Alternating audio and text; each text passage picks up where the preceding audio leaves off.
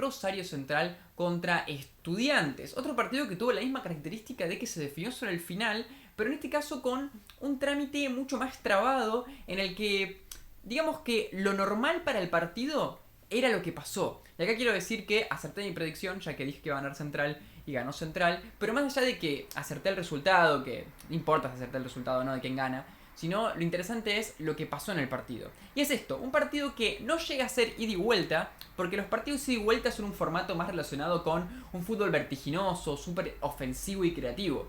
Pero sí fue ida y vuelta en el sentido de que hubo una especie de... No se sabe quién está dominando realmente. No había un trámite en el que uno tiene mucho la pelota, otro está muy replegado, sino que ambos tenían sus momentos donde con la distribución que podían, hacían lo suyo. Esto para mí son los partidos que yo defino como partidos de lapsos, de tramos, de momentos. Y que son los partidos quizás más difíciles de descifrar en cuanto al merecimiento, por ejemplo. Porque, ¿quién merece más? ¿El que en los tramos que tiene mejores oportunidades? ¿El que capitaliza más pocos tramos? ¿O el que tiene más tramos de dominio?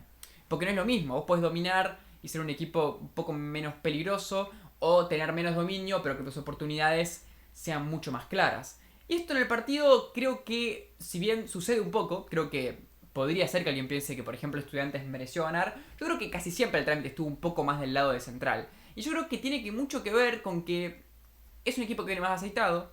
Estudiantes viene de jugar entre semana. Y Estudiantes, a mí se me da que es un equipo mucho más simple para atacar, pero que esa simpleza contra un equipo a veces que está más replegado y que tiene una defensa concentrada, consistente, que está defendiendo bien, se le complica mucho más. Central fue un equipo muy aguerrido y que cada pelota la disputó con mucha inteligencia en la cobertura de espacios y en las marcas. Estudiantes, por ejemplo, más allá de la oportunidad de jugar con Carrillo para que pivotee o en el área, utiliza mucho los centros con los laterales, y en este partido no se vio tanto esas participaciones estelares de jugadores como Palacios, como Medina, como Ascasíbar o hasta de Neves. Esos llegadores que son diferenciales para este equipo no aparecieron tanto. ¿Por qué? Bueno, podemos especular muchas cosas. Por un lado, la gran cantidad de jugadores que puso Central para defenderse, que quizás pudo dificultar esas llegadas, las marcas, la falta de creatividad propia, la iniciativa del equipo, la no necesidad de arriesgar tanto por el resultado, que terminó haciendo que el equipo se convierta demasiado pasivo y que ataque solo con los delanteros.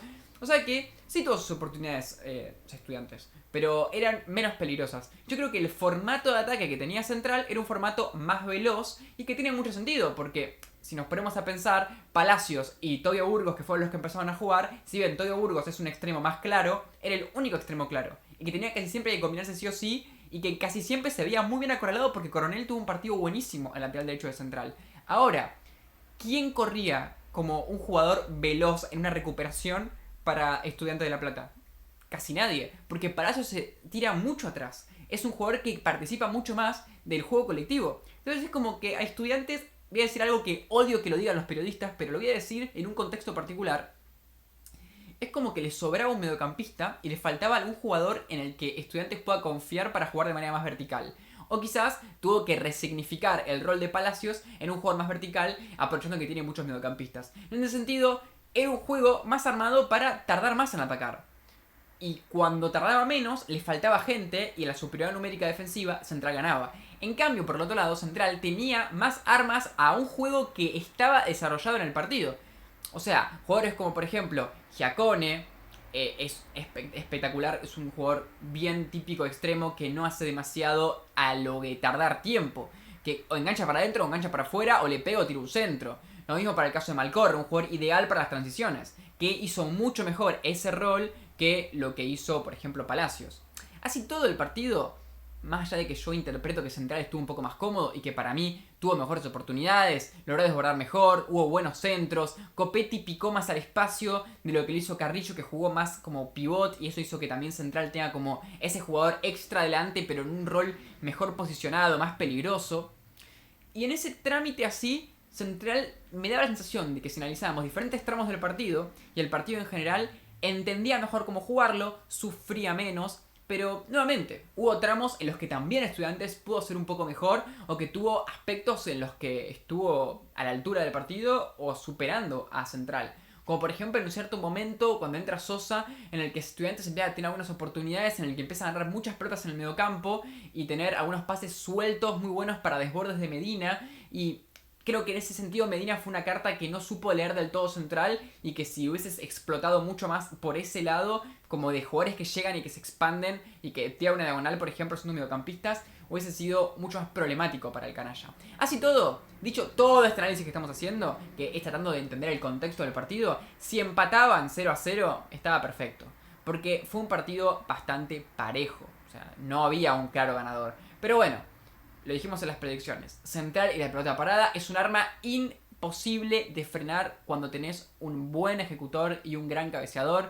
Quintana ya había tenido un partido muy bueno en defensa. De hecho, también es otro aspecto a tener en cuenta. Central tuvo unos partidos muy buenos, tanto de Quintana como de Comar, que quizás no fue tanto así en los centrales de Estudiantes. Y eso se notó un poco en cuanto a que Estudiantes tuvo oportunidades de gol que se vieron frenadas por los centrales y quizás Central no tuvo tanto freno de ningún jugador defensivo de Estudiantes. Y bueno, pelota parada, 1-0 y ya está, después lo liquida.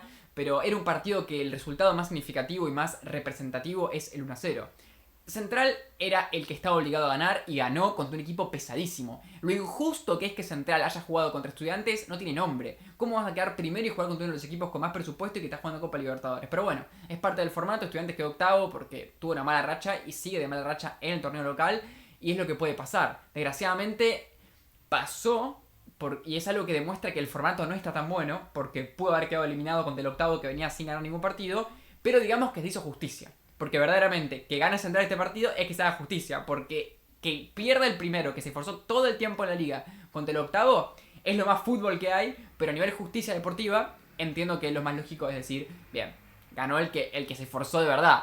Es lo mismo que decimos, por ejemplo, cuando la B Nacional, que es un formato parecido, el reducido, Riestra ascendió. Que decíamos, pará, se clasificó de pedo octavo y va a ascender ahora contra el equipo que sumó 20 puntos más. Bueno, sí, ascendió. Y a todos nos pareció injusto un poco por eso también, más allá de las polémicas arbitrales. En este caso hubiera sido algo parecido. Pero bueno, seguimos. Tenemos, bueno, Estudiantes, perdón, antes de seguir con el partido de Racing, que fue mi favorito particularmente, creo que se dio la lógica. No perdió el partido anterior, que sí lo perdió, pero no se quedó afuera, y terminó jugando simplemente un partido más. Creo que su objetivo está en otro lado hace rato y que simplemente fue un premio que quizás ni siquiera quería el jugar este partido. Y no lo jugó mal. Creo que este partido lo jugó mucho mejor que muchos otros partidos que casi hacen que se quede afuera. Así que a nivel de desempeño no fue un partido duro, súper complicado para Central. No se notó que era el primero contra el octavo. O sea, podrían haber sido cuarto contra quinto y todos nos creíamos eso.